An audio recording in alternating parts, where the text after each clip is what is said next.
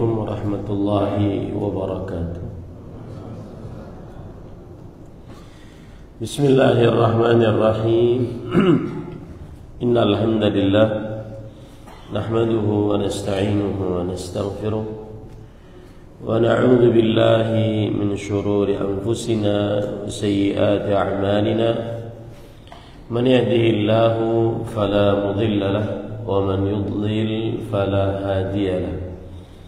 وأشهد أن لا إله إلا الله وحده لا شريك له وأشهد أن محمدا عبده ورسوله. يا أيها الذين آمنوا اتقوا الله حق تقاته ولا تموتن إلا وأنتم مسلمون. يا أيها الناس اتقوا ربكم الذي خلقكم من نفس واحدة وخلق منها زوجها وبث منهما رجالا كثيرا ونساء.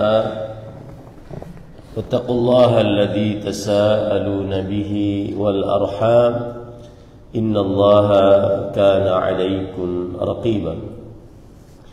يا أيها الذين آمنوا اتقوا الله وقولوا قولا سديدا يصلح لكم أعمالكم ويغفر لكم ذنوبكم ومن يطع الله ورسوله فقد فاز فوزا عظيما. أما بعد فإن أصدق الحديث كتاب الله وأحسن الهدي هدي محمد صلى الله عليه وعلى آله وسلم وشر الأمور محدثاتها وكل محدثة بدعة وكل بدعة ضلالة وكل ضلالة في النار.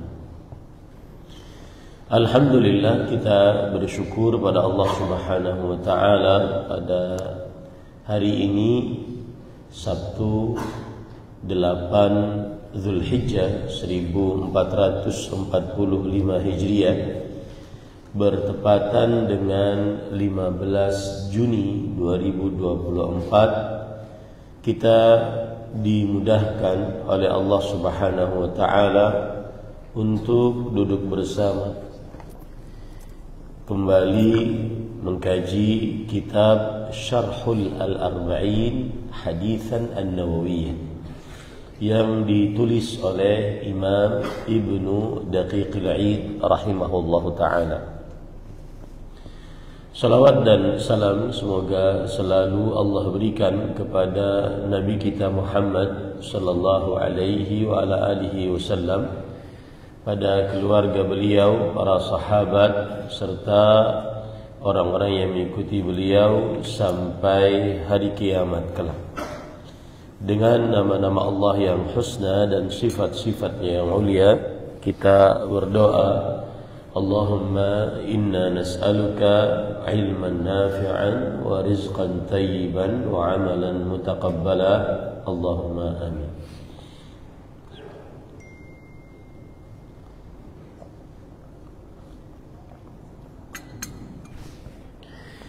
Ahibati fillah, a'afanillah wa iyyakum. Kita pada kesempatan kali ini membaca hadis yang baru, yaitu penulis rahimahullahu taala Al-Imam An-Nawawi, penulis kitab Al-Arba'in Nawawiyah, berkata, Al-Hadithu Tasi', hadis yang ke-9. An Abi Hurairah Abdurrahman ibn Sakhr radhiyallahu ta'ala anhu qala, dari Abu Hurairah yang namanya Abdurrahman bin Sakhr radhiyallahu anhu, beliau berkata, sami'tu Rasulullah sallallahu alaihi wa ala alihi wasallam yaqul, aku telah mendengar Rasulullah sallallahu alaihi wa ala alihi wasallam bersabda, ma nahaitukum anhu fajtanibu, apa saja yang aku larang atas kalian tentangnya maka jauhilah ia. Wa ma amartukum bihi fa'tu minhu mastata'tu, dan apa saja yang aku perintahkan kalian dengannya, maka kerjakanlah darinya semampu kalian. Fa innama ahlakal ladzina min qablikum kathratu masailihim. Sesungguhnya telah binasa atau telah membinasakan orang-orang sebelum kalian, yaitu banyaknya pertanyaan-pertanyaan mereka. Wa ikhtilafuhum ala anbiya'ihim, dan sikap perselisihan mereka terhadap para nabi-nabi mereka. Rawahul Bukhari wa Muslim. Hadis riwayat Bukhari dan Muslim. Para ikhwah yang dirahmati oleh Allah Subhanahu wa taala, inilah hadis yang ke-9 yang dibawakan oleh Al-Imam An-Nawawi di dalam kitabnya Al-Arba'in An-Nawawiyah. Dan kita tahu kitab Al-Arba'in An-Nawawiyah adalah kitab hadis yang mengumpulkan hadis-hadis pokok ajaran Islam. Hadis-hadis pokok ajaran Islam. Berarti hadis yang ke-9 ini sangat merupakan pokok syariat Islam. Kita akan bahas nantinya. Baik. Poin pertama yang ingin kita bahas adalah perawi dari hadis ini. Beliau kunyahnya Abu Hurairah dan namanya Abdurrahman bin Sakhr. Pakai sad, kha, ra, Sakhr Ad-Dawsi. Nama Abu Hurairah, kata Imam Ibnul Jauzi dalam kitabnya Sifatus Safwah, terjadi ikhtilaf di antara para ulama. Namanya, kalau kunyahnya terkenal Abu Hurairah, namanya terjadi ikhtilaf di antara para ulama. Sampai 18 pendapat atas nama Abu Hurairah. Dan yang paling masyhur adalah Abdus Syams bin Amir.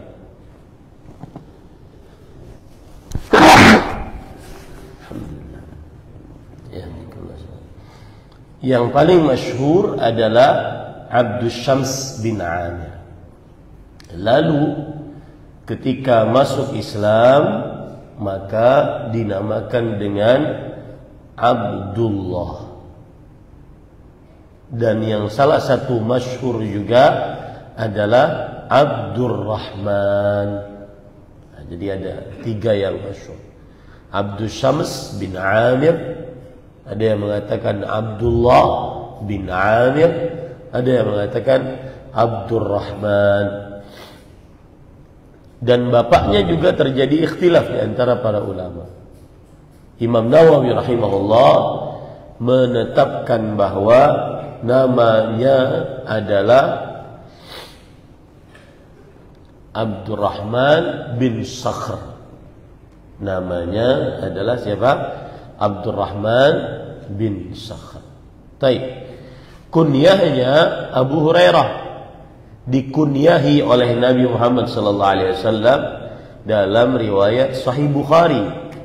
Sebab Abu Hurairah berkunyah dengan Abu Hurairah adalah sebagaimana yang diriwayatkan oleh Abdullah bin Rafi' bin Abi Rafi' rahimahullah. Beliau bertanya kepada Abu Hurairah, "Lima kunnita bi Abi Hurairah?" Kenapa engkau diberikan kunyah dengan Abu Hurairah? Kemudian Abu Hurairah menjawab, "Kuntu ar'a ghanama ahli." Aku dahulu mengembala kambing keluargaku. Wa kanat li hirrah saghirah. Dan aku memiliki kucing yang kecil. Fakuntu aj'aluha fil lail fi syajarah. Kalau malam aku letakkan kucing itu di pohon. Wa idza kana bin nahar dhahabtu biha ma'i. Kalau siang hari aku bawa dia. Fakunnitu biha. Maka akhirnya aku diberikan kunyah dengannya. Maka kunyahnya Abu Hurairah ceritanya seperti itu. Itu hadis riwayat Bukhari. Dan Abu Hurairah radhiyallahu anhu sendiri bercerita, kuntu ahmilu yawman hirratan fi kummi. Suatu hari aku memasukkan anak kucing tersebut di dalam kum gitu ini. Dulu kumnya besar. Masukkan ke dalam lengan bajuku. Fara'ani Nabi sallallahu alaihi wasallam. Lalu Nabi Muhammad sallallahu alaihi wasallam melihatku. Kemudian beliau bertanya, "Ma hadhihi?" Apa itu? Aku menjawab, "Hirrah." Kucing wahai Rasul sallallahu alaihi wasallam. Maka kemudian Rasul sallallahu alaihi wasallam mengatakan, "Ya Aba Hurairah." Wahai Abu Hurairah. Ini disebutkan di dalam kitab Al-Isti'ab yang ditulis oleh Imam Ibnu Abdul Barr. Nah, ini menunjukkan para ikhwan yang dirahmati oleh Allah Subhanahu wa taala bahwa beliau mendapatkan kunyah dengan seperti itu. Ya. Dan para ikhwan yang dirahmati oleh Allah Subhanahu wa taala, beliau dari kabilah Daus. Makanya tadi disebutkan Abdurrahman bin Sakhr Ad-Dausi. Daus adalah sebuah kabilah yang ada di Yaman. Beliau masuk Islam tahun ke-7 Hijriah.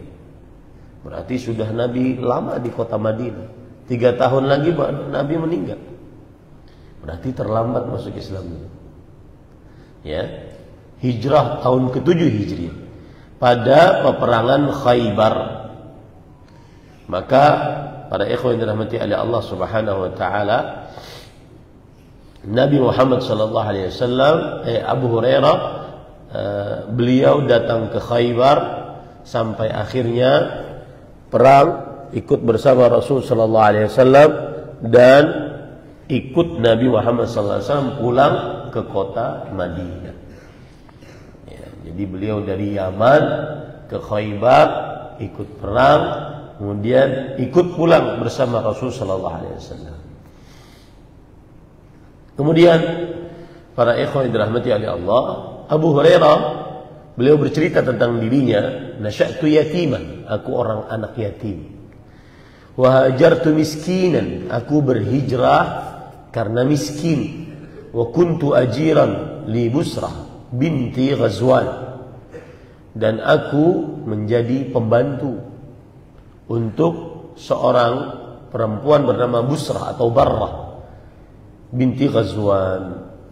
Dengan menjadi pembantu tersebut akhirnya beliau bisa makan. Ini para ikhwan dirahmati oleh Allah Subhanahu wa taala. Kemudian Rasul sallallahu alaihi wasallam menikahkan Abu Hurairah dengan majikan perempuannya tadi. Dan akhirnya Abu Hurairah radhiyallahu anhu bisa hidup dengan seperti itu. Dan akhirnya Abu Hurairah menjadi seorang imam ulama besar. Abu Hurairah radhiyallahu anhu aktsaru man rawal hadits min as-sahabah. Sahabat Nabi yang paling banyak meriwayatkan hadis dengan ijma', tidak ada khilaf di antara mereka.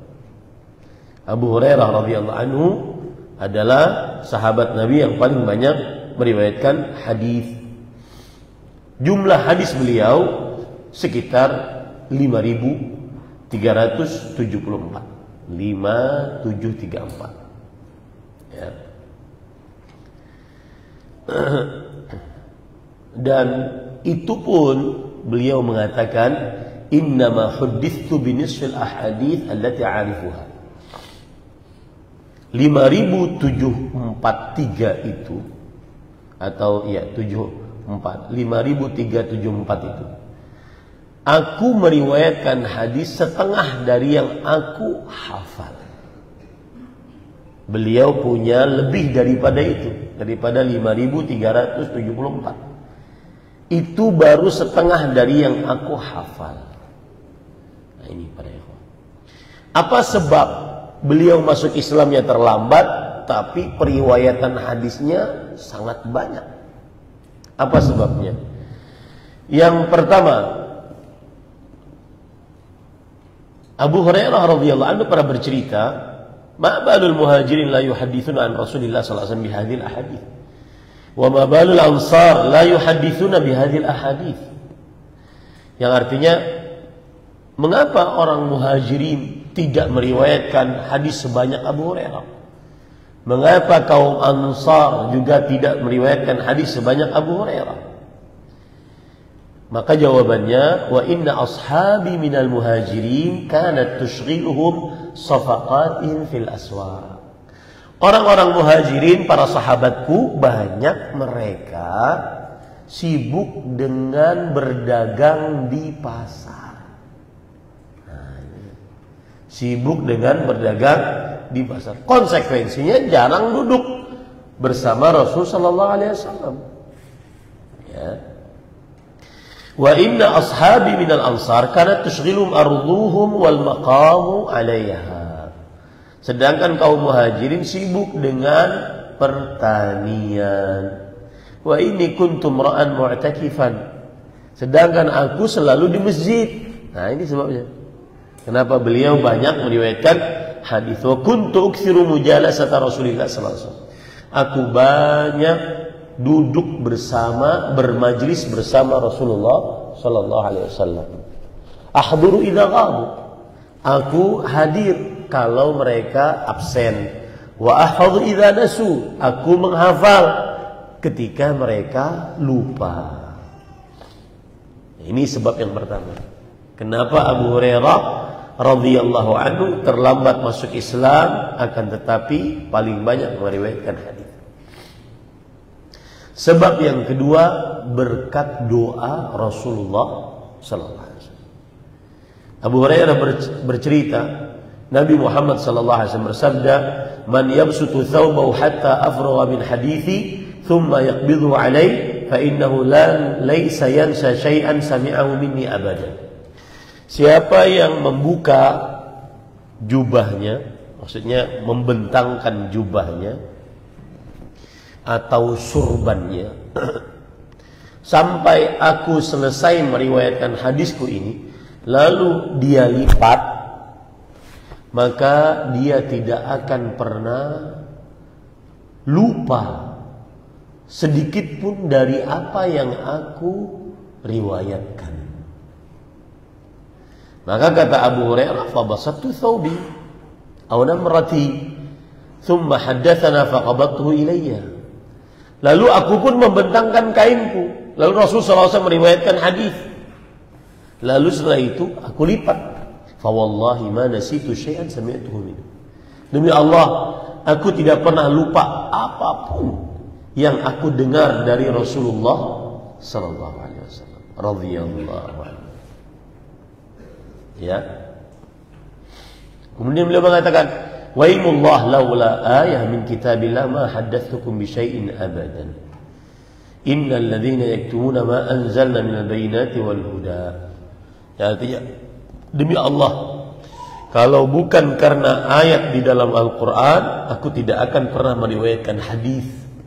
Ayatnya berbunyi bagaimana? Surah Al-Baqarah ayat 159. Sesungguhnya orang-orang yang menyembunyikan apa yang kami turunkan dari keterangan dan petunjuk. Nah, ayat ini memberikan pelajaran tercelaknya orang yang menyembunyikan ilmu. Nah, Abu Hurairah radhiyallahu anhu tidak mau beliau seperti itu. Nah, ini sebab yang ketiga. Sebab yang pertama, sering duduk bermajlis dengan Rasulullah. Sebab yang kedua, dapat doa dari Rasulullah sallallahu alaihi wasallam. Sebab yang ketiga, takut masuk ke dalam hadis Rasul, yaitu menyembunyikan ilmu, takut masuk ke dalam ayat Al-Quran, yaitu menyembunyikan ilmu.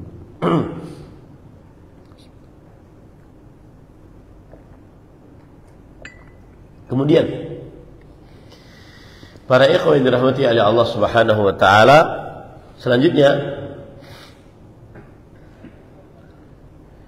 oleh karena itu wajib seorang muslim mencintai Abu Hurairah. Dan ini beda kita dengan kaum Syiah. Orang-orang Syiah Rafidhah mereka membenci Abu Hurairah karena radhiyallahu anhu. Karena banyak hadis-hadis dari Abu Hurairah yang tidak berkesesuaian dengan akidah Syiah Rafidhah. Maka kita wajib membenci mencintai Abu Hurairah radhiyallahu anhu. Kemudian para ikhwan yang dirahmati oleh Allah Subhanahu wa taala. Lalu Abu Hurairah dalam kehidupan beliau setelah Rasul sallallahu alaihi wasallam wafat dijadikan oleh Umar bin Khattab sebagai amir, pemimpin di negara Bahrain. Kemudian setelah itu diberhentikan. Kemudian Abu Hurairah radhiyallahu anhu kembali ditawarkan lagi untuk memegang kepemimpinan, tetapi beliau bertobat darinya. Nah, ini pelajaran ya.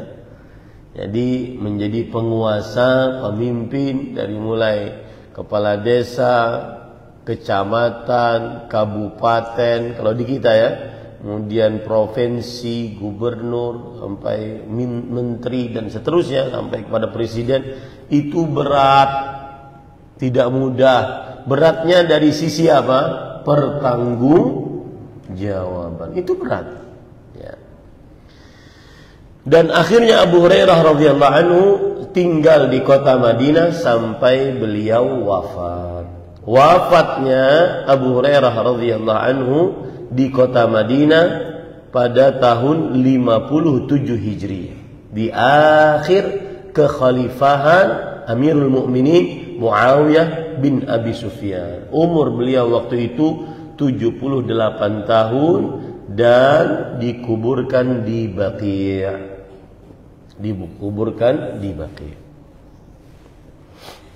Abu Hurairah ketika dalam keadaan sekarat beliau menangis. Ini pelajaran menarik. Mengapa beliau menangis? Ditanya, mengapa engkau menangis? Beliau mengatakan, ini sekelas Abu Hurairah radhiyallahu anhu ya, semestinya menjadi penghujam dalam qalbu kita. Bu'dul mafaza, yang artinya saya jauh dari kesuksesan menjadi hamba Allah. Wa qillatuz zat, atau artinya juga bu'dul mafaza, sangat jauh perjalanan setelah kematian ini. Wa qillatuz zat, sedikitnya bekal. Wa uqbatu ka'ud, dan setelahnya kehidupan berat. Al-bahbitu minha ilal jannah atau ilal nar. Cuma ada dua kehidupan setelah itu, surga atau neraka. Maka para ikhwah sekelas Abu Hurairah senantiasa bermuhasabah seperti itu. Dan ini kebiasaan ulama-ulama salaf saleh. Takut kepada Allah Subhanahu wa taala. Tidak merasa banyak amal. Tidak merasa sudah banyak bekal. Takut kepada Allah Subhanahu wa taala. Dan dari perkataan Abu Hurairah radhiyallahu anhu ini, beliau mengatakan, seakan-akan beliau ingin mengajari kepada kita kehidupan setelah kematian lebih lama. Cari bekal banyak-banyak. Ini sering saya ucapkan beberapa kali dalam kajian. Kehidupan setelah kematian lebih lama. Ambillah bekal sebanyak-banyaknya untuk kehidupan setelah kematian. Kehidupan di dunia sementara.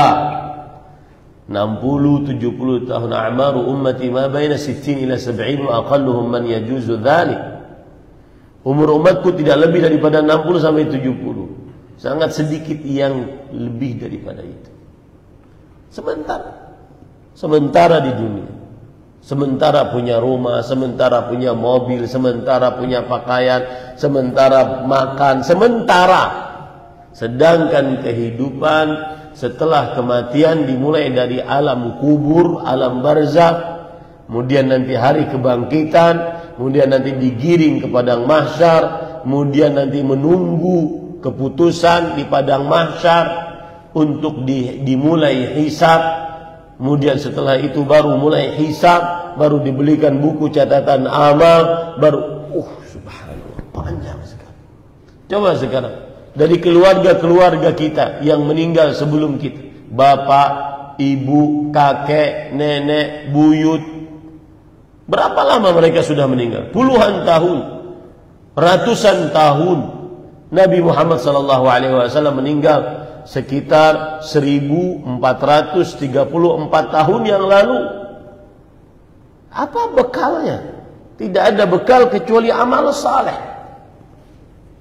Nah, ini para ikhwan yang dirahmati oleh Allah, ini harus kita tanamkan selalu. Jangan pernah lupa agar tidak tergila-gila dengan dunia yang sementara ini, agar tidak terlalu mendewakan dunia yang sementara ini, yang sekarang menghinggapi sebagian kaum muslimin terutama di Indonesia dengan kejadian pinjol dan judol. Pinjol dan judol itu gara-gara terlalu mendewakan dunia. Ya, ini para ikhwan yang dirahmati oleh Allah. Taib. Itu biografi dari rawi Abu Hurairah. Sedangkan kedudukan hadis ini, Imam Abu Dawud rahimahullah berkata, al-fiqhu yaduru ala khamsati ahadith fa'addahu minha. Fikih Islam berputar pada 5 hadis. Salah satunya hadis yang kita baca sekarang ini. Fikih Islam dengan segala macam hukumnya berputar pada 5 hadis. Salah satunya hadis yang kita baca sekarang. Ini menunjukkan kedudukan yang tinggi dalam agama Islam tentang hadis yang ke-9 ini. Imam Nawawi berkata, "Hadza min qawaidil Islamil muhimmah." Hadis ini termasuk pondasi-pondasi dasar Islam yang penting. Wa min jawami'il kalim allati u'tiha an-nabiy sallallahu alaihi wasallam, dan termasuk hadis yang pendek perkataannya, banyak syarat maknanya. Wa yadkhulu fiha ma la yuhsa minal ahkam, dan hadis ini masuk ke dalamnya banyak hukum fikih. Nanti kita akan sebutkan banyak hukum fikih. Kaedah-kaedah fikih masuk ke dalamnya dari hadis ini. Ya. Makanya Imam Nawawi memasukkan hadis ini ke dalam Al-Arba'in An-Nawawi. 40 hadis yang merupakan pondasi dasar agama Islam. Jadi nggak sembarangan Pak memasukkan hadis ini Imam Nawawi. Penuh dengan penelitian, penuh dengan pendalaman, kumpulin satu-satu, milih satu-satu. Kan ribuan tuh hadis. Mana yang cocok untuk dimasukkan ke dalam 40 hadis yang merupakan pondasi dasar. Itu menunjukkan keilmuan, kedalaman keilmuan Imam Nawawi rahimahullah. Nah, adapun sebab dari keluarnya hadis ini dari mulut Rasul sallallahu alaihi wasallam, yaitu dalam hadis riwayat Muslim, Abu Hurairah menceritakan, khatabana Rasulullah sallallahu alaihi wasallam faqala, Rasulullah sallallahu alaihi wasallam beliau pernah berkhutbah di hadapan kita. Ya ayyuhan nas, wahai manusia, qad faradallahu alaikumul hajja fahujju. Sesungguhnya Allah telah mewajibkan atas kalian berhaji. Masya Allah, ini hadis bertepatan dengan sebentar lagi haji. Allahu Akbar. Ini muwafaq namanya. Ini ditepati oleh Allah Subhanahu wa taala. Wahai manusia, telah diwajibkan oleh Allah atas kalian berhaji, maka berhajilah kalian. Ya. Maka kemudian ada orang yang bertanya, "Afi kulli amin ya Rasulullah?" Apakah haji itu di setiap tahun wahai Rasulullah sallallahu alaihi wasallam? Nah, keluarlah hadis ini. Rasulullah sallallahu alaihi wasallam bersabda, "Ma amartukum bihi fa'tu minhu mastata'tum." Apa yang aku perintahkan kepada kalian, maka kerjakan sesuai dengan kemampuan kalian. Wa ma nahaitukum anhu fajtanibuh. Dan apa yang aku larang atas kalian, jauhilah. Fa inna ma ahlaka man kana qablakum kathratu masailihim wa ikhtilafuhum ala anbiya'ihim. Sesungguhnya orang-orang sebelum kalian yang membinasakan mereka adalah sikap mereka terlalu banyak nanya, ya, dan perselisihan mereka terhadap para nabi mereka. Nah, ini sebab turunnya hadis. Kalau di dalam ayat namanya asbab nuzulil ayah, sebab turunnya ayat. Kalau dalam hadis namanya asbab wurudul hadis, sebab keluarnya hadis. Wurud artinya sebab teriwayatkannya hadis ini. Ini para ikhwan yang dirahmati oleh Allah Subhanahu wa taala. Nah, sekarang kita ambil maknanya, kemudian kita ambil pelajaran-pelajaran yang kita bisa ambil dari hadis ini. Atau kita baca kitabnya dulu ya, biar tidak terlewat kitabnya. Imam Ibnu Daqiqil 'Id rahimahullahu taala, beliau ini ulama Islam abad ke-7 Hijriah. Ibnu Daqiqil 'Id rahimahullah, abad ke-7 Hijriah, karena wafat pada tahun 702 Hijriah. Jadi abad ke-7 Hijriah. Beliau berkata, "Lafdhu hadzal hadis fi kitab Muslimin an Abi Hurairah qala." Lafaz hadis ini di dalam kitab Sahih Muslim dari Abu Hurairah, beliau berkata, "Khatabana Rasulullah sallallahu alaihi wasallam." Suatu saat Rasulullah SAW berkhutbah di hadapan kami. Faqala ya ayyuhan nas, beliau berkata, wahai manusia, qad faradallahu alaikum al-hajja fahujju. Sungguh Allah telah mewajibkan atas kalian berhaji, maka berhajilah. Faqala rajul, maka kemudian ada seorang yang bertanya, akulla amin ya Rasulullah, apakah setiap tahun kita diperintahkan untuk berhaji wahai Rasulullah? Fasakat, lalu beliau diam. Hatta qalaha thalathan, sampai Rasulullah SAW mengatakannya 3 kali. Maksudnya Allah telah mewajibkan atas kalian berhaji, berhajilah. Orang ini masih nanya, Allah telah mewajibkan atas kalian berhaji, berhajilah. Nanya lagi yang kedua, Allah telah mewajibkan atas kalian berhaji, maka berhajilah. Nanya lagi yang ketiga. Setelah itu baru Rasulullah SAW bersabda, "Lau qultu na'am lawajabat lamastata'tu." Wahai kamu yang tadi bertanya, kalau aku jawab pertanyaanmu, iya, wajib setiap tahun, maka nanti menjadi wajib bagi kalian dan kalian tidak akan sanggup. Coba bayangkan kalau haji setiap tahun, duitnya dari mana? Nah, ini gara-gara sering bertanya. Qala dharuni ma taraktukum. Biarkan apa yang sudah aku tinggalkan bagi kalian. Gak usah terlalu banyak nanya yang menyebabkan kesulitan. Fa inna ma ahlaka man kana qablakum kathratu masailihim wa ikhtilafuhum al-anbiya'ihim. Sesungguhnya yang membinasakan orang-orang sebelum kalian, sikap mereka terlalu banyak nanya dan sikap mereka terlalu banyak menyelisihi para nabi-nabi mereka. Fa idza amartukum bi syai' fa'tu minhu mastata'tum. Jika aku perintahkan kalian dengan sesuatu, kerjakan sesuai dengan kemampuan kalian. Wa idza nahaitukum an syai' fad'u.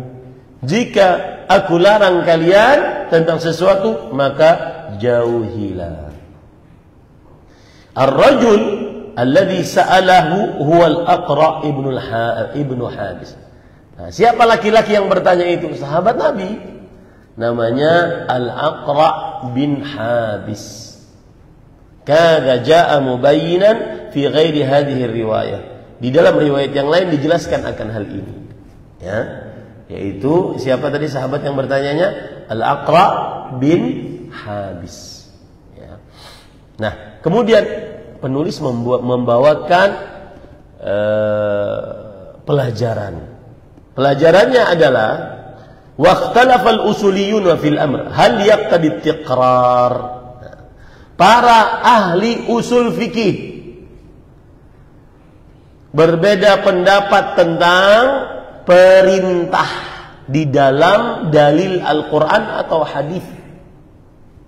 Jadi kalau ada dalil Al-Quran atau hadis, apakah ini mengkonsekuensikan diulang-ulang atau tidak?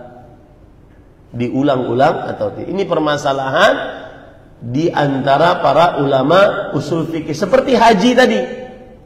Wahai Rasulullah, apakah setiap tahun, apakah perintah untuk berhaji diulang-ulang terus atau tidak? Begitu juga perintah-perintah yang lain. Ya, contoh misalkan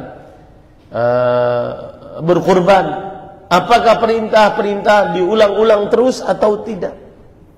Berkurban setiap tahun, apakah diulang-ulang terus? Berwudu, ada perintah untuk berwudu, apakah diulang-ulang terus berwudu setiap kali ingin sholat? Nah, ini permasalahan usul fikih. Halil amr yaqtadi tikrar. Apakah perintah mengkonsekuensikan pengulangan terus menerus? Fakhtara aktsarul fuqaha wal mutakallimin annahu la yaqtadi tikrar. Maka kebanyakan ahli fikih dan kemudian ahli kalam. Kenapa ahli kalam, Ustaz? Karena usul fikih itu ada kaitannya dengan bahasa. Dengan bahasa. Mereka berpendapat bahwa perintah tidak mengkonsekuensikan pengulangan. Ya, kalau sudah berhaji sekali selesai. Makanya haji diwajibkan berapa kali? Sekali seumur hidup. Dari mana kita ambil itu? Dari kaidah ini. Al-amru la yaqtadi tikrar. Perintah tidak mengkonsekuensikan kepada apa? Pengulangan. Nah, ini kaidah usul fikih, Pak.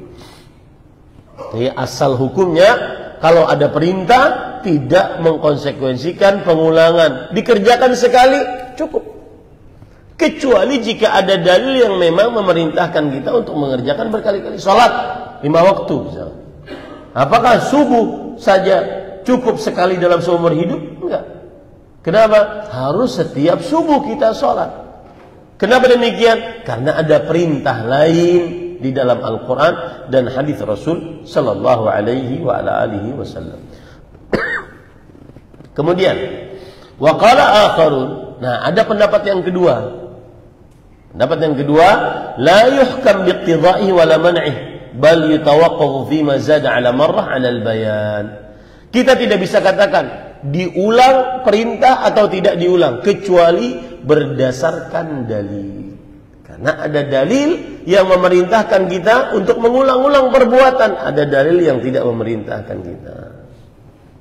Wa hadzal hadits qad yustadallu bihi man yaqulu bitawaqquf fa innahu sa'ala faqala akull 'am walau kana mutlaqa yaqtadi at-tikrar aw adamah lam yaqul lahu an-nabiy sallallahu alaihi wasallam law qultu na'am la wajibat wa la mastata'tu. Hadis ini menjadi dalil pendapat yang kedua bahwa kita tidak bisa mengatakan bahwa perintah itu diulang atau tidak diulang, tetapi sesuai dengan dalil. Ada dalilnya yang menunjukkan kepada pengulangan, maka kita kerjakan pengulangannya. Ada dalilnya yang menunjukkan tidak pengulangan, maka kita tidak ulang-ulang amalan tersebut. Lihat, ketika ada orang bertanya tadi, wahai Rasulullah, haji itu setiap tahun enggak? Rasulullah SAW kemudian mengatakan, kalau aku katakan iya, maka berarti akan diwajibkan nanti setiap tahun kalian berhaji. Dan itu menyulitkan kalian. Kalian tidak akan sanggup. Kalian tidak akan sanggup. Nah, ini menunjukkan bahwa asal hukum perintah sesuai dengan dalil yang ada. Apakah menunjukkan kepada pengulangan ataukah tidak? Nah, bal walam yakun hajah ila su'al, bal mutlaqah mahmulun ala kadza, wa ajma'atil ummah ala anna al-hajj la yajibu fil umri illa marratan wahidah bi asli syara'. Dan para ulama bersepakat bahwa haji tidak diwajibkan dalam seumur hidup kecuali sekali. Itu kesepakatan para ulama. Nah, ini para ikhwan yang dirahmati. Jadi intinya para ikhwan yang dirahmati oleh Allah Subhanahu wa taala, permasalahan yang kita bahas pada kesempatan kali ini yaitu diantaranya apakah perintah Allah itu mengkonsekuensikan kita harus mengulang-ulangnya. Maka jawabannya yang kita bisa ambil adalah bukan jawaban ahli kalam yang mana mengatakan tidak diulang-ulang, tetapi kita katakan sesuai dengan dalil yang ada. Jika dalilnya menunjukkan kepada pengulangan, kita ulang. Jika dalilnya menunjukkan ketidakpengulangan, maka kita tidak ulang. Paham ya? Baik. Sekarang para ikhwan yang dirahmati oleh Allah Subhanahu wa taala,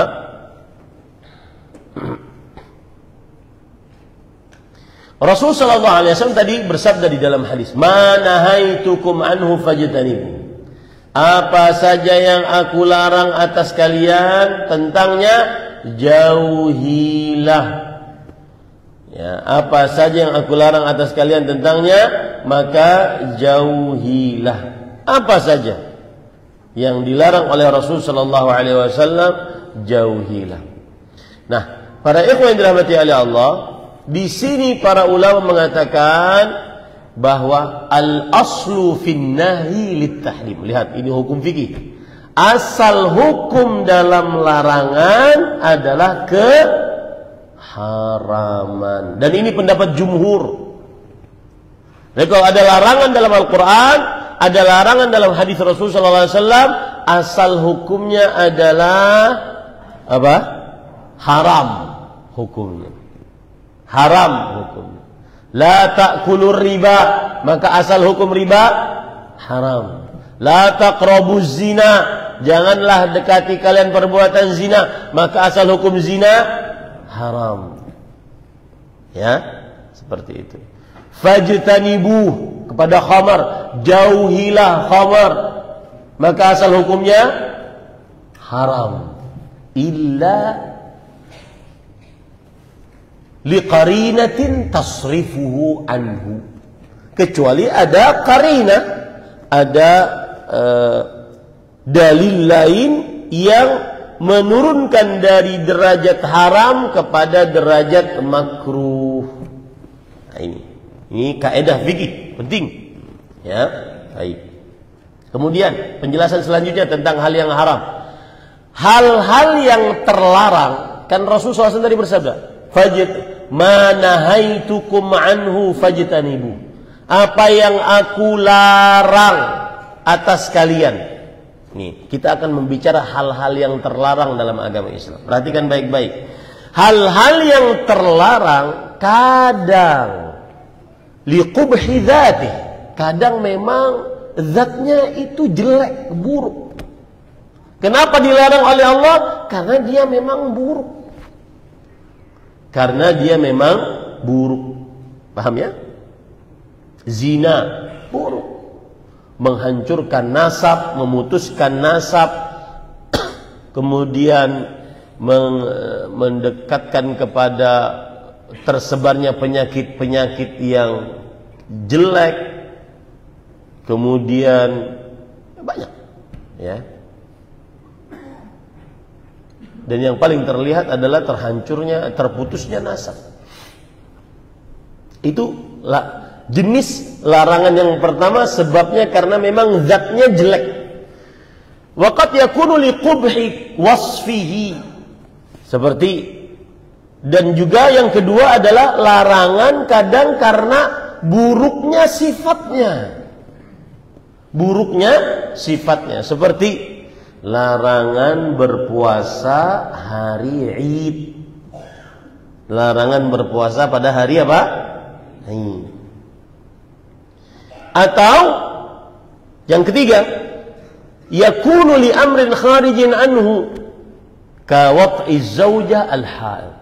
Atau terlarang karena ada sebab luar yang menyebabkan terlarang. Asal hukumnya halal, jadi terlarang karena ada sebab. Seperti menggauli di kemaluan istri yang sedang haid.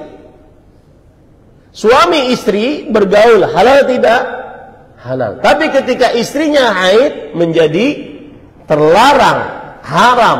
Kenapa? Karena ada sesuatu yang dari luar datang. Apa itu?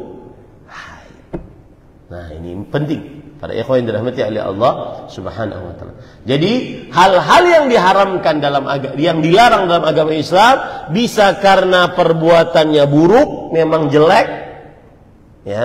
Bisa karena sifatnya buruk, bisa karena ada sesuatu yang datang dari luar yang membuat akhirnya dia terlarang.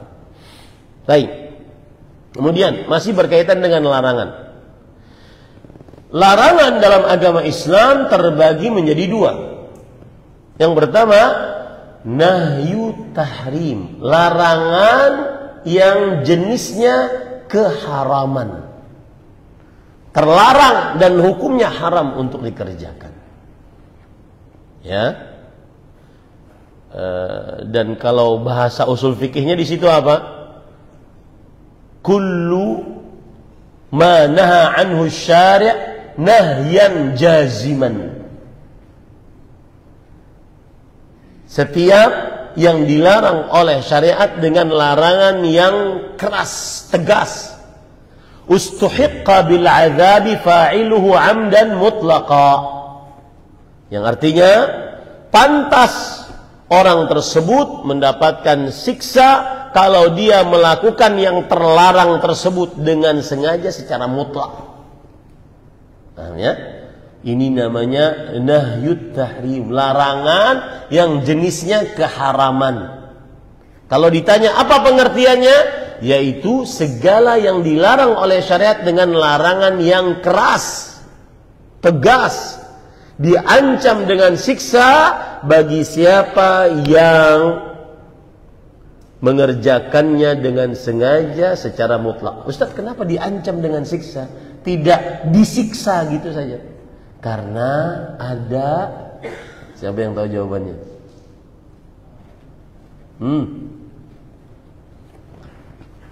Paham ya? Paham pertanyaan saya? Saya ulang ya.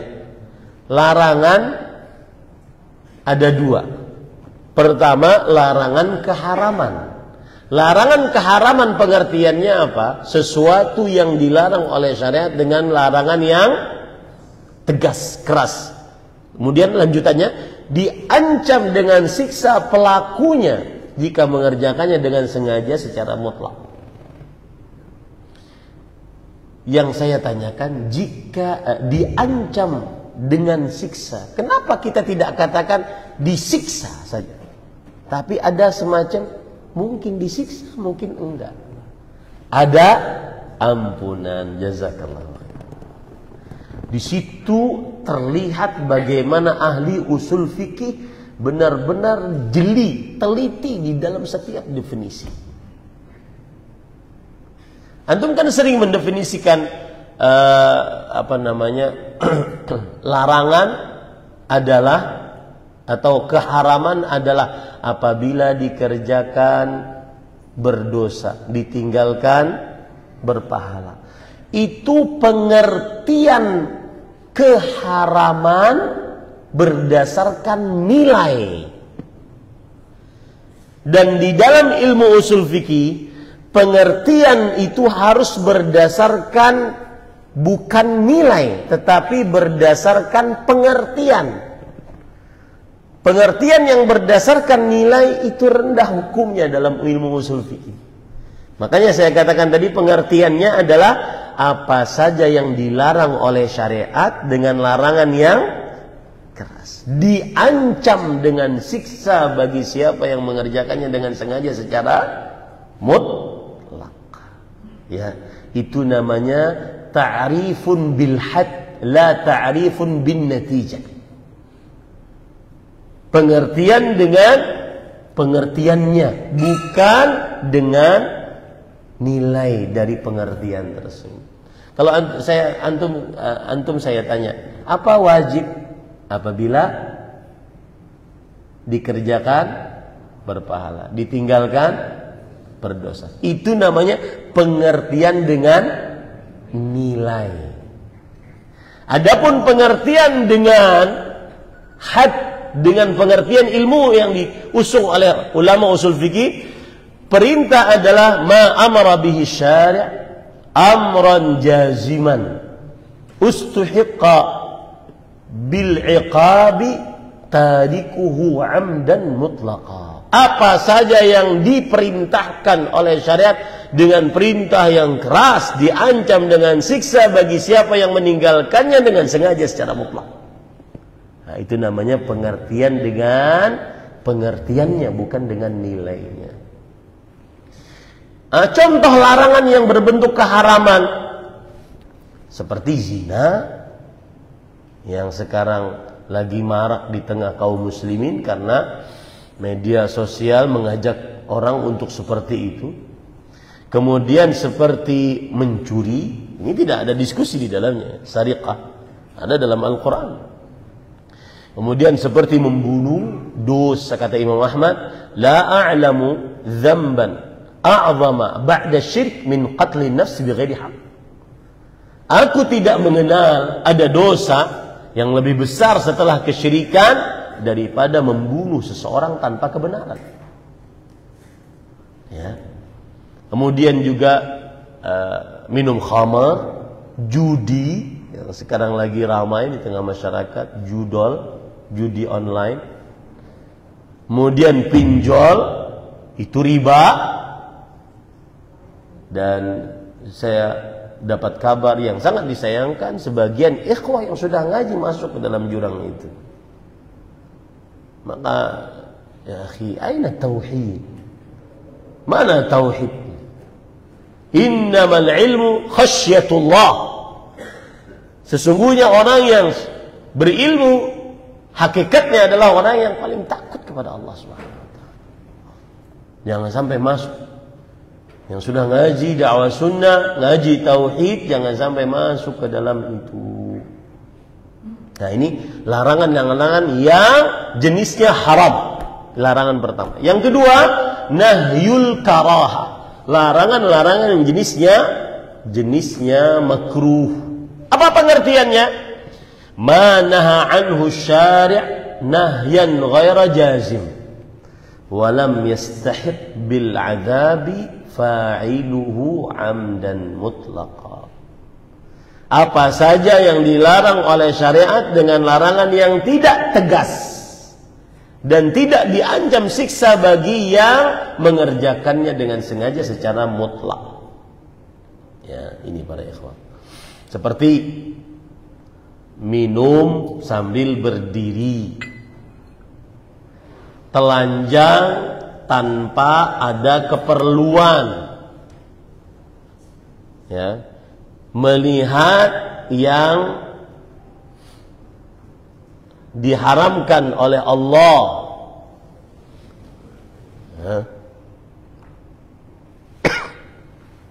Ini para ikhwan yang dirahmati oleh Allah Subhanahu wa taala. Nah, ini. Kemudian para ikhwan yang dirahmati oleh Allah, Rasulullah SAW bersabda tadi, "Ma nahaitukum anhu fajtanibu." Apa saja, ma di sini ismul mausul ya dulu alal umum. Apa saja, apapun yang aku larang kalian atasnya, jauhilah. Jauhilah. Kita akan membicarakan kata-kata jauhilah. Para ulama mengatakan la yutasawwar imtithalu ijtinabil al-manhi anhu hatta yutraka jami'uhu. Ini yang antum kalau sering dengar publik figur berkata orang berhijrah kan pelan-pelan. Nah, ini jawabannya nih. Tidak mungkin menjauhi yang haram, tidak tergambarkan menjauhi yang haram kecuali dengan menjauhi seluruhnya secara maksimal. Nggak ada hijrah pelan-pelan, nggak ada taubat pelan-pelan. Contoh misalkan, taubat dari melalaikan yang wajib, sholat 5 waktu, asalnya tidak sholat 5 waktu, kemudian dia sholat cuma zuhur. Ketika ditanya, ente kan taubat? Iya, pelan-pelan dong. Nggak ada. Hah? Kenapa? La yutasawwar imtithalu ijtima' bil manhi anhu hatta yutraka jami'u. Falau istanaba ba'dahu lam yu'addu mumtathilan. Kalau ada sebagian orang meninggalkan yang haram sebagian, maka tidak dikatakan dia menjauhi. Lihat, itu kata menjauhi. Ya. Bertobat dari berzina. Maka tidak dianggap sebagai orang bertobat dari berzina kalau dia tidak meninggalkan seluruh perbuatan zina. Kata si fulan, saya bertobat dari zina. Besoknya berzina. Kemudian ditanya, katanya tobat. Ya pelan-pelan dong. Asalnya 5 jadi 2. Boleh begitu? Nah, itu pelajaran yang diambil dari kata fajtanibuh, jauhilah dia. Jauhilah artinya harus benar-benar menjauhi yang dilarang. Tidak tergambarkan orang menjauhi yang dilarang kalau pelan-pelan. Paham ini para ikhwan? Kemudian para ikhwan yang dirahmati oleh Allah. Nah, ada pengecualian dari larangan, dari perintah ini, yaitu apa saja yang aku larang atas kalian maka jauhilah. Apa saja yang aku larang? Babi dilarang, maka jauh. Khamar dilarang, maka jauhilah. Kemudian antum ada di tengah padang pasir, bangkai dilarang, maka jauhilah. Di tengah padang pasir benar-benar gurun, tidak ada sama sekali bisa nelpon orang, benar-benar terputus, tersesat. Kawan di samping sudah mati. Antum kalau tidak makan mati, ada daging kawan. Nah, bangkai jauhilah. Jauhilah enggak? Atau ada daging babi. Ini kalau enggak mati, kalau enggak makan mati. Tetap kita menjauhilah.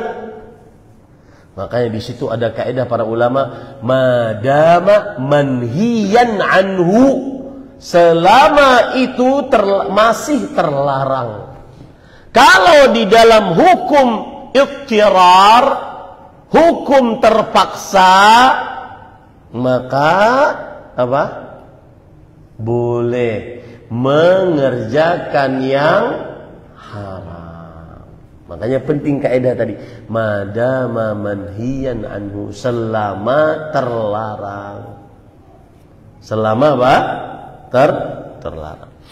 Imam Ibn Utsaimin pernah mengatakan, satu-satunya keadaan boleh orang minum khamr dalam keadaan terpaksa. Apa itu? Makan, kemudian ada tulang. Tidak ada air sama sekali, tidak ada makanan sama sekali. Maka apa? Boleh dia untuk meminumnya agar tulangnya tadi hilang dari tenggorokannya yang membuat dia bisa mati. Paham ini para ikhwan?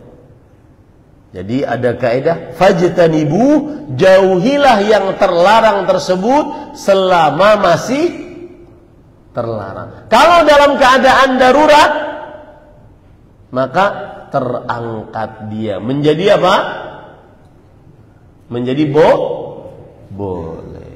Paham ini pada ikhwah yang dirahmati oleh Allah SWT. Nah, cuma yang jadi masalah sekarang,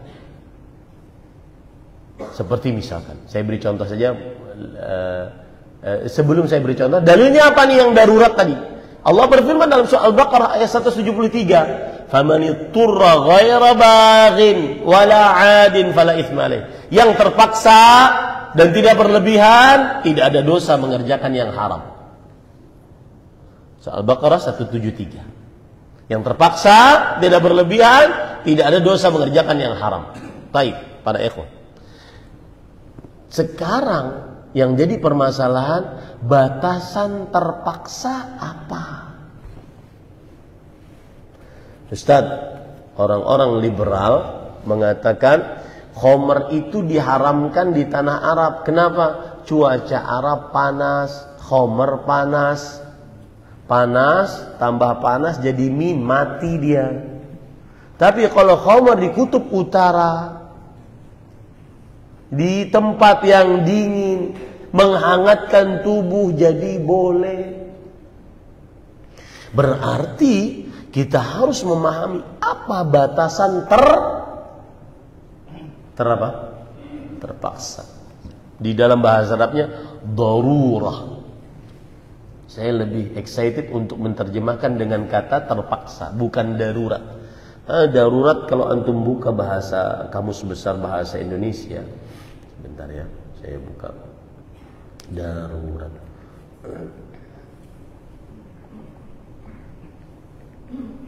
Darurat itu artinya keadaan sukar, sulit, yang tidak tersangka-sangka dalam bahaya kelaparan, yang memerlukan penanggulangan segera. Bisa juga dimaksudkan seperti itu. Tapi darurat lebih condong kepada dalam keadaan kelaparan. Ya. Yang jelas terpaksa ini berpotensi mati atau cacat. Nah, itu batasannya. Ya. Bagaimana para ulama menjelaskan apa batasan darurah, keterpaksaan. Para ulama berkata, ma yaj'alul insan fi khatar yuhaddiduhu bil maut au bi itlafi udwin min a'dad au ziyadati marad. Ada 3 keterpaksaan. Menyebabkan mati, menyebabkan cacat, atau tambah penyakit. Ini keterpaksaan. Ya. Baru boleh mengerjakan yang haram karena terpaksa. Ustaz, saya terpaksa buka jilbab di dalam kondangan tadi. Kenapa? Karena teman saya semuanya tidak berjilbab. Boleh nggak? Darurat katanya, Bu. Kenapa tidak dikatakan darurat? Karena tidak berkaitan dengan nyawa atau cacat atau bertambahnya penyakit. Makanya para ikhwah, boleh kita nggak puasa kalau sakit. Karena kalau dengan puasa tambah penyakit. Boleh kita tidak puasa kalau seandainya kita terancam nyawa. Ya. Nyawa, cacat, atau bertambah penyakit. Itu batasan terpaksa, darurah bahasa Arabnya. Begitu ya.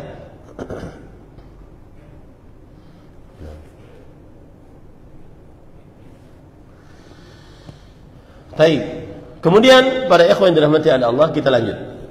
Penulis kemudian berkata,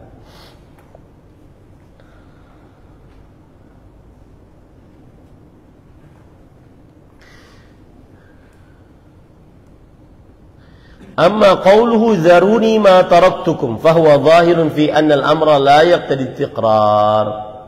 Yang artinya, adapun dalam hadis tadi ketika beliau ditanya apakah haji setiap tahun wahai Rasulullah, kata Rasul sallallahu alaihi wasallam, kalau aku katakan iya, maka akan diwajibkan atas kalian setiap tahun dan kalian tidak akan sanggup. Sudah, biarkan saja apa yang aku tinggalkan bagi kalian. Ini menunjukkan bahwa, kembali kita ke permasalahan yang awal tadi, perintah tidak menunjukkan kepada diulang-ulang. Nah, kemudian Penulis berkata, wa yadullu hadzal lafdhu aidan ala anna al-asla 'adamul wujub. Lafaz ini juga menunjukkan asalnya tidak wajib. Wa annahu la hukma qabla wurudi syara'. Dan bahwasanya di dalam sebuah ibadah tidak ada hukumnya sebelum adanya syariat. Ya. Tidak ada hukum sesuatu apapun sebelum adanya syariat. Membolehkan, mewajibkan atau apapun. Wa huwa as-sahihu 'inda katsirin minal usuliyyin. Dan ini adalah pendapat yang benar menurut kebanyakan para ahli usul fikih. Wa qawluhu law qultu na'am la wajabat. Dan di dalam hadis tadi disebutkan, kalau aku katakan iya, maka haji itu akan wajib bagi kalian. Dalilun lil madhhabis sahih fi annahu sallallahu alaihi wasallam kana lahu an yajtahida fil ahkam.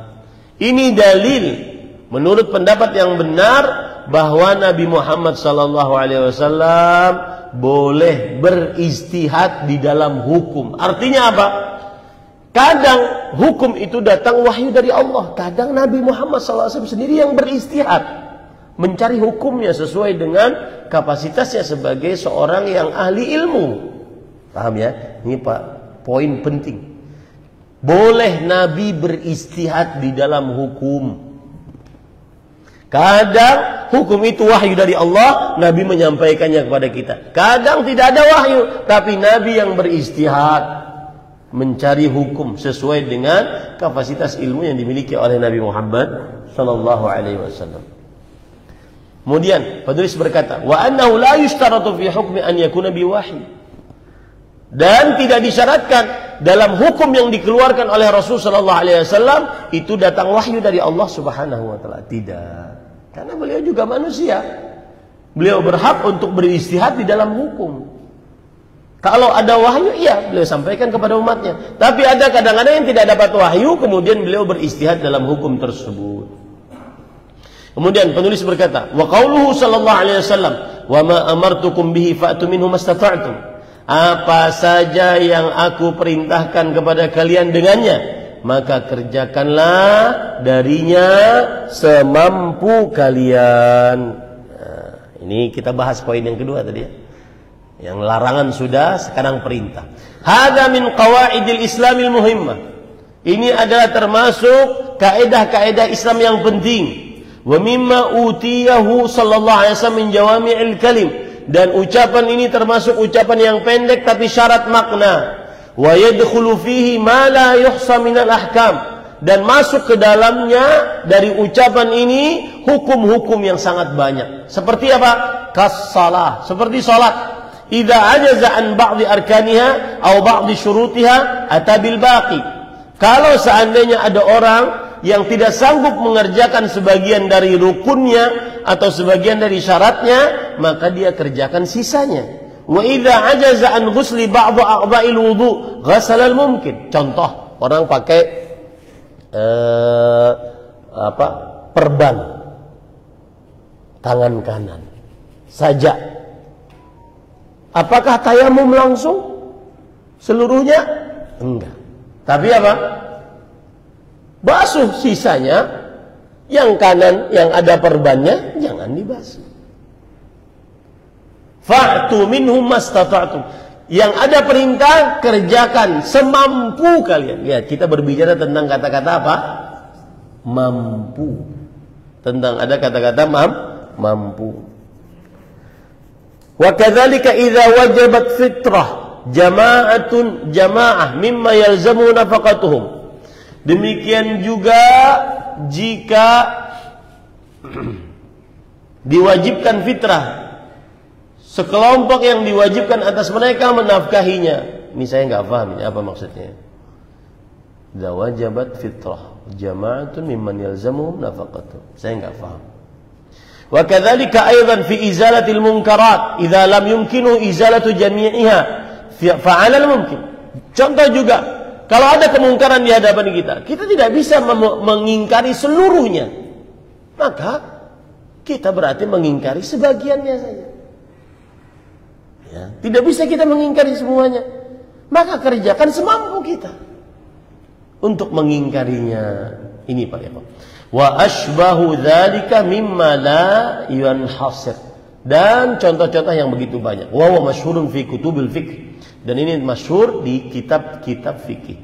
Wa hadzal hadits ka qoulihi ta'ala fattaqullaha mastata'tum. Hadis ini, apa saja yang aku perintahkan untuk kalian kerjakan semampu kalian, ini sama persis dengan hadis Rasul sallallahu alaihi wasallam, bertakwalah dengan ayat Al-Qur'an, bertakwalah kalian sesemampu kalian. Bertakwalah kalian semampu kalian. Ini para ikhwah yang dirahmati oleh Allah Subhanahu wa taala. Baik. Kalau ada yang bertanya, Ustaz, bukankah Allah berfirman dalam Al-Quran, Ya ayyuhalladzina amanu taqullaha haqqa tuqatih. Wahai orang beriman, bertakwalah kepada Allah dengan sebenar-benar takwa. Enggak ada kata mampu, Ustaz. Pokoknya kerjakan sebenar-benar takwa.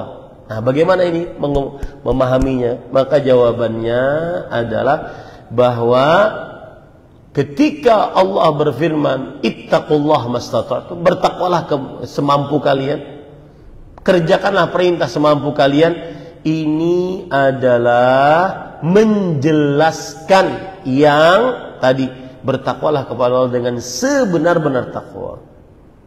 Ya, kita harus kerjakan sebenar-benar takwa, tapi ada batas kemampuan. Sholat yang tidak sanggup berdiri boleh berduduk. Yang tidak sanggup duduk boleh berbaring. Nah, itu. Jadi kata-kata bertakwalah dengan sebenar-benar takwa, dijelaskan sebenar-benar takwa itu kalau ada ketidakmampuan, maka kerjakan semampunya. Nah, saya ingin bertanya sekarang. Ada orang beralasan, kamu kenapa nggak sholat subuh? Tapi sholat zuhur, asar, maghrib, isya. Nah, kan Allah mengatakan, fattaqullaha mastata'tum. Bertakwalah kepada Allah semampu kalian. Saya mampunya cuma 4. Boleh enggak seperti itu? Tidak. Lalu cara menjawabnya bagaimana? Kita boleh mengatakan tidak, tapi dia perlu dalil, perlu penjelasan. Cara menjawabnya bagaimana? Maka jawabannya adalah kerjakan takwanya, yaitu mendirikan sholat 5 waktu. Adapun pengerjaan sholat 5 waktu tersebut, jika dalam keadaan sulit tidak bisa berdiri, kerjakan sambil duduk, bukan ditinggalkan dengan alasan semampunya. Kenapa? Karena kembali kepada ayat tadi, ittaqullaha haqqa tuqatih. Begitu cara menjawabnya. Ya, begitu cara menjawabnya. Jadi bagaimana cara menjawabnya? Yang dimaksud dengan bertakwalah kepada Allah dengan semampunya bukan berarti boleh meninggalkan takwa. Nah, gitu ya. Tapi kerjakanlah takwa dengan semampunya. Paham ya? Jadi bukan berarti boleh mengerjakan takwa. Contoh misalkan, orang tidak sanggup untuk memanjangkan jenggot, wajib hukumnya memanjangkan jenggot. Nah, para ikhwan yang dirahmati oleh Allah Subhanahu wa taala, dia kemudian mencukur habis jenggot. Kemudian dia katakan, bertakwalah semampunya, Ustaz. Nah, kita katakan, mana takwanya? Kerjakan takwanya. Auful liha, waffirul liha, u'ful liha, panjangkan, tebalkan, lebarkan, lebatkan. Semua kata perintah ini. Semuanya kata perintah dalam Al-Quran, dalam hadis Rasul sallallahu alaihi wasallam. Nah, ini para ikhwan yang dirahmati oleh Allah Subhanahu wa taala. Nah, baik, waktunya habis ya. Kita cukupkan dulu. Masih banyak permasalahan-permasalahan yang kita bisa ambil dari hadis tadi. Yang jelas, yang pertama yang kita bisa ambil ringkasannya, satu, al-amru la yaqtadhi tikrar. Perintah tidak mengkonsekuensikan diulang-ulang. Itu pelajaran pertama yang kita bisa ambil dari hadis tadi. Yang kedua, yang kita bisa ambil pelajaran dari hadis tadi adalah yang sudah disebutkan oleh penulis, yaitu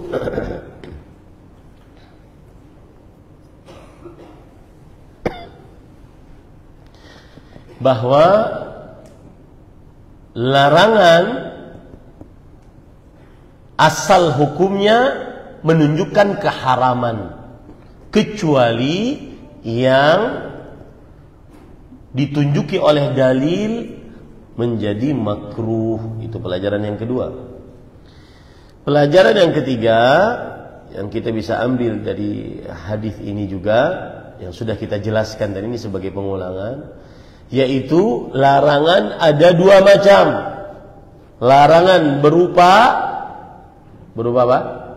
Keharaman. Apa pengertian larangan berupa keharaman? Yang dilarang dengan larangan yang keras, diancam dengan siksa bagi siapa yang mengerjakannya dengan sengaja. Kemudian larangan yang kedua, larangan berupa kemakruhan, yang dilarang dengan larangan yang tidak keras, tidak diancam bagi pelakunya yang mengerjakannya dengan sengaja secara mutlak. Kemudian yang sudah kita sebutkan juga bahwa menjauhi, kata-kata menjauhi, maka kita katakan tidak dikatakan menjauhi kecuali menjauhi seapanya? Seluruhnya. Tidak dikatakan menjauhi kecuali ketika menjauhi seluruhnya. Kemudian yang sudah kita pelajari juga bahwa larangan harus dijauhi selama itu masih menjadi larangan. Jika dalam keadaan terpaksa, dibolehkan larangan tersebut. Kemudian yang sudah kita pelajari juga adalah larangan terpaksa, batasannya ada 3. Apa itu?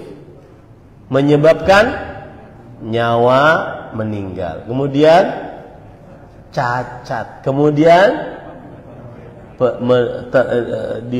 tambah penyakit.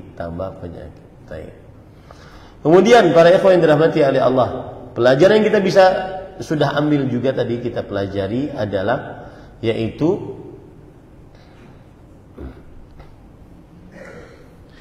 bahwa perintah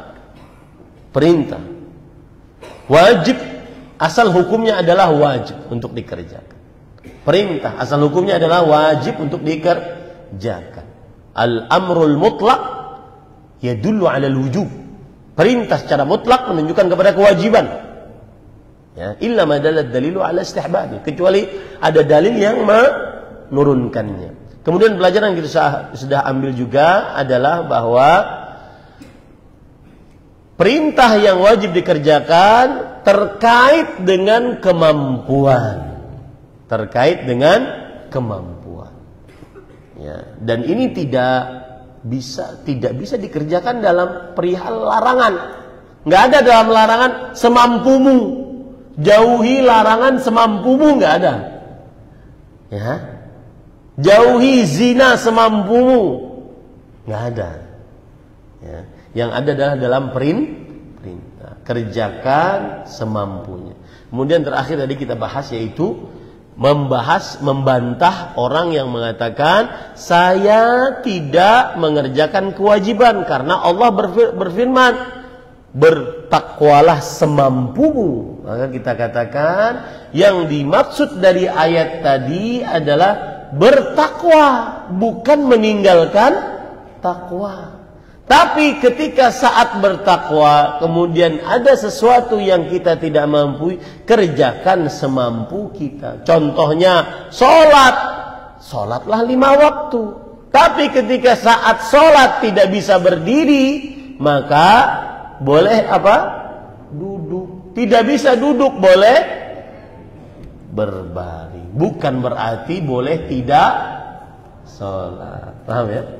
Gitu. Nah ini pelajaran yang kita bisa ambil dari beberapa, masih banyak karena ini urusan fikih ya biasalah gitu. Kalau urusan fikih itu banyak urusannya ya, banyak masalahnya. Namanya juga fikih.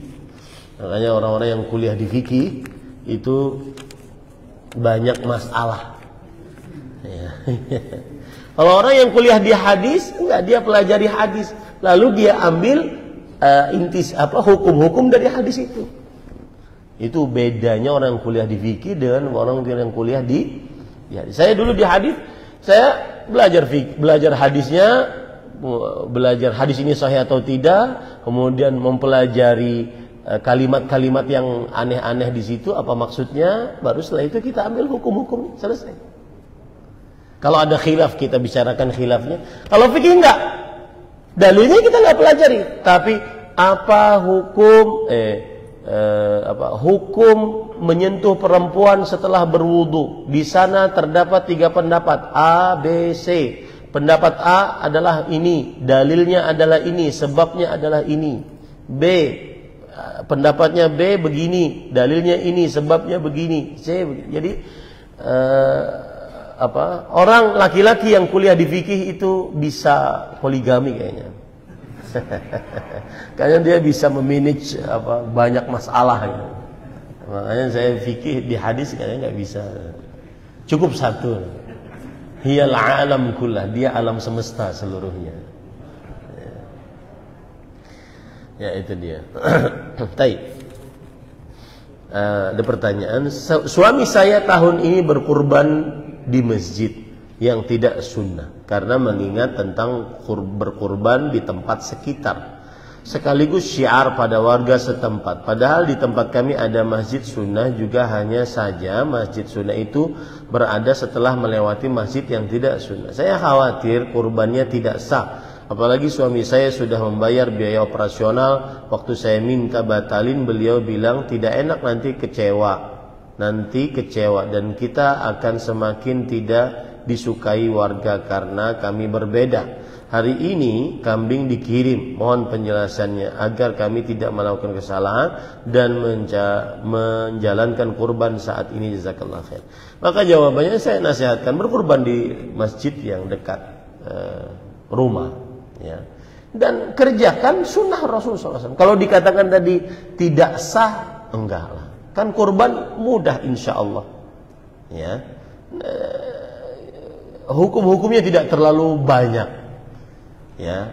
Nabi Muhammad SAW diceritakan oleh Anas bin Malik, "Dhahan Nabi SAW bikabshain amlahaini aqranaini azimaini saminaini dzabahahuma biyadi wa wada'a rijlahu ala sifahima samma wa kabbar."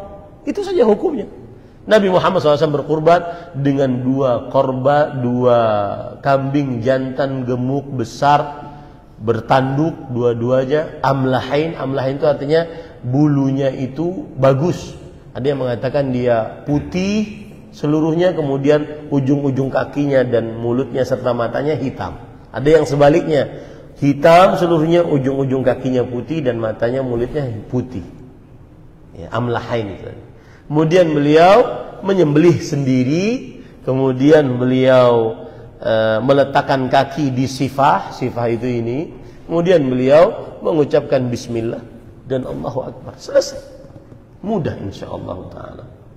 Ya, jangan terlalu dengan kaum muslimin yang belum duduk ngaji di majlis-majlis ilmu dakwah sunnah. Ada yang perlu kita tidak bisa tolerir, yaitu bid'ah yang kekufuran. Ada yang kita bisa tolerir, apalagi tidak sampai kepada derajat bid'ah, ya, seperti itu. Apalagi tadi tujuannya untuk berdakwah, ya, dan itu adalah tujuan yang mulia.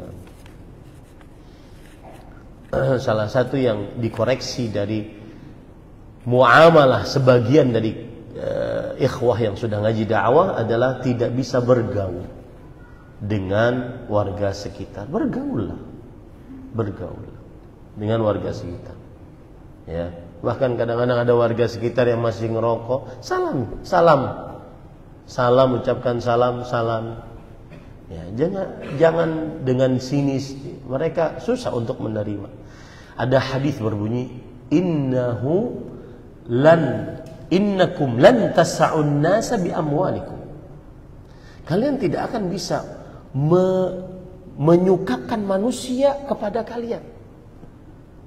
Melapangkan hati manusia dengan kalian, dengan harta kalian, gak bisa. Walakin yasa'uhum akhlaqakum. Tetapi kalian bisa melapangkan hati orang-orang lain dengan akhlak kalian. Ya. Boleh bergaul, mereka kaum muslimin, cuma ada beberapa penyimpangan. Ya. Maka tidak mengapa, ya. Tidak mengapa. Apalagi tadi tujuannya untuk berdakwah. Nah, bolehkah panitia kurban menerima hadiah daging kurban? Mendapatkan 2 kantong, 1 kantong sebagai warga dan 1 kantong sebagai kantong lagi hadiah. Yang tidak boleh dari kurban itu adalah si penjagal dapat apa? Dapat upah dari penjagalnya dari kurban tersebut. Tidak boleh. Dalam hadis Ali bin Abi Thalib radhiyallahu anhu. Adapun penjagal panitia dikasih sebagaimana kaum muslimin dikasih, maka ini tidak mengapa. Yang tidak boleh adalah apa? Upah atas jagalnya. Dan itu hanya pada penjagal ya. Adapun panitia tidak masuk ke dalamnya. Nah, kemudian saya agak menjauhi kata-kata hadiah untuk panitia. Ya. Jangan sampai terjadi nanti kecemburuan sosial. Wah, panitia kok dapat hadiah. Lebih baik hal tersebut ditiadakan. Seperti misal, saya beri contoh di tempat kami, kita 1 orang 1 kupon itu dapat 1 kilo daging di Puas. Ya, dan itu terkenal di kecamatan, kabupaten. Nggak ada, saya kira nggak ada yang ngasih 1 kilo daging. Ada nggak di tempat antum berapa dapatnya? Paling berapa gram gitu kan? Hah? 1 kilo ada. Alhamdulillah kalau ada. Itu plus tulangan. Jadi pulang itu bawa 2 kiloan. Ini puas dia. Nah itu tidak ada bedanya. Mau dia panitia, mau dia ini, dia dapat semua. Semuanya sama. Jadi lebih baik dijauhi kata-kata hadiah. Karena nanti akan timbul kecemburuan sosial. Lebih baik biarkan kita beramal untuk Allah Subhanahu wa taala. Tidak usah didapatkan hadiah-hadiah dan seterusnya. Ya, panitia juga berhak untuk dapat daging tapi bukan karena hadiah, tapi memang pembagian yang sama. Itu lebih utama. Kalau seandainya dilihat dan kesepakatan para masyarakat di situ dikasih hadiah karena mereka sudah yang bekerja dan itu kesepakatan masyarakat tahu, tidak mengapa. Tidak ada dalil syariat yang menunjukkan akan hal itu, bahwa itu boleh atau tidak boleh. Tetapi saya lebih condong kepada kesenjangan sosial. Kalau diketahui bersama dan ini sudah kesepakatan masyarakat di tempat tersebut, tidak mengapa. Wallahu a'lam. Bolehkah panitia kurban meminta jeroan, misal babat yang belum dibersihkan pada pihak masjid karena tidak diikut sertakan bersama daging, dan masjid membolehkan bagi siapapun untuk mengambilnya. Ingat, yang tidak diperbolehkan adalah sebagai apa? Upah. Itu saja. Mau dibagi tidak mengapa. Saya punya jagal. Jagal kita kasih upah dia. Upahnya duit. Ini 1 sapi, pesantren saya sekarang 15 sapi. Tahun ini insya Allah. 1 sapi berapa Pak Jagal? 750.000 Ustaz. Oh ya. Selesai ya semuanya, kami nonton aja. Iya. Dia yang nyembeli, dia yang merebahkan, dia yang menyembeli, dia yang menguliti. Ya, kita cuma bagi-bagi daging. Kita kasih duitnya. Nah itu untuk menghindari, untuk sebagai upah. Lalu nanti dia minta, Ustadz boleh nggak minta kepala? Boleh, tapi bukan upah. Paham ya? Yang terlarang itu adalah jadi apa? Upah. Tidak mengapa. Kulit, buntut kadang-kadang. Ekor sapi. Ya. Yang tidak boleh itu adalah apa? Upah. Jadi diupah gitu. Misalkan gini, 1 sapi upahnya 1 kepala sapi. Nah, itu nggak boleh. Paham ya maksud saya? Itu nggak boleh. Makanya mereka paham. kepala sapinya kita kumpulkan. Nanti di akhir, Ustaz boleh nggak satu kepala? Boleh, silahkan. Hadiah, bukan apa? Upah. Kenapa tidak boleh upah? Coba. Kenapa? Karena ketika kita menyembelih, Bismillah, Allahu Akbar, hadza minni walaka wa anni wa an ahli baiti. Ini adalah dariku untukmu ya Allah. Enggak boleh untuk manusia, untuk Allah Subhanahu wa taala. Maka pada saat itu tidak boleh dijadikan sebagai upah. Itu dia, wallahu a'lam. 3. Apakah boleh melaksanakan kurban tapi belum mengakikahkan anak-anaknya? Anaknya sudah usia 4 dan 8 tahun. Para ikhwah, yang paling utama dua-duanya dikerjakan.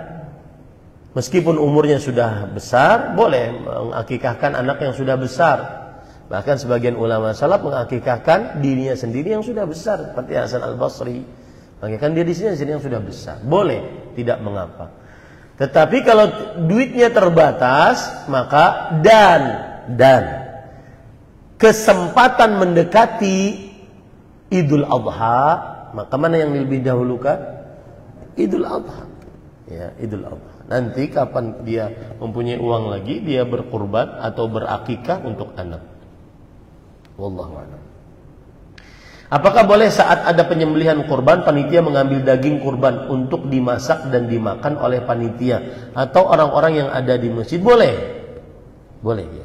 Kenapa? Karena kan Rasulullah SAW bersabda, fakulu waddakiru watasaddaqu. Makanlah dari daging kurban tersebut dan simpanlah dan bersedekahlah dengannya. Boleh, tidak boleh. Ya, wallahu a'lam. Yang jadi masalah sekarang ini kan karena ada panitia, itu yang agak berat ya. Dulu para sahabat kurban di rumah masing-masing, maka bisa mengamalkan hadis tadi yang sepertiga tadi, sepertiga dimakan, sepertiga disimpan, sepertiga disedekahkan. Nah, sekarang timbul pertanyaan, sekarang panitia yang mengurus Ustaz, lalu sepertiganya gimana hitungannya? Nah, sepertiga itu tidak usah dihitung lagi, yang sudah dikasih oleh panitia kita anggap itu sebagai daging yang kita pekurban, kemudian sisanya dibagikan kepada kaum muslimin. Maka boleh untuk dimasak, untuk panitia boleh ya. Wallahu a'lam. Apakah bertanya perintah ujub atau ujnub atau iztanib?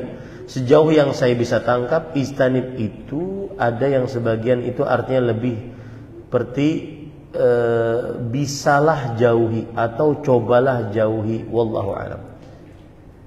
Wallahu a'lam. Di sini dijelaskan oleh Imam, saya tidak masuk ke dalam itu tadi karena terlalu berat nanti, karena itu berurusan dengan bahasa Arab ya. Bahwa para ulama mengatakan ada bedanya antara ujnub, jauhilah, atau iztanib, menjauhlah ya, itu ada bedanya. Maka para ikhwan yang dirahmati oleh Allah Subhanahu wa taala, secara bahasa iya ada bedanya, akan tetapi secara perkataan para ulama, di antaranya Imam Al-Qurtubi di sini ya, menjauhi itu memakai kata ijtanaba yajtanibu, sebagaimana hadis Rasulullah, fajtanibu, jauhilah. Iya. Ya, wallahu a'lam. Allah telah melakukan ihlal dan tahrim. Apa bedanya? Allah telah melakukan ihlal dan tahrim. Allah telah melakukan ihlal, maksudnya menghalalkan dan mengharamkan. Apa bedanya ihlal dan tahrim? Ihram dan tahrim. Bedanya adalah kalau yang dimaksud bertanya ihram, berarti dia mengharamkan jika berkaitan dengan haji, berarti dia memakai kain ihram.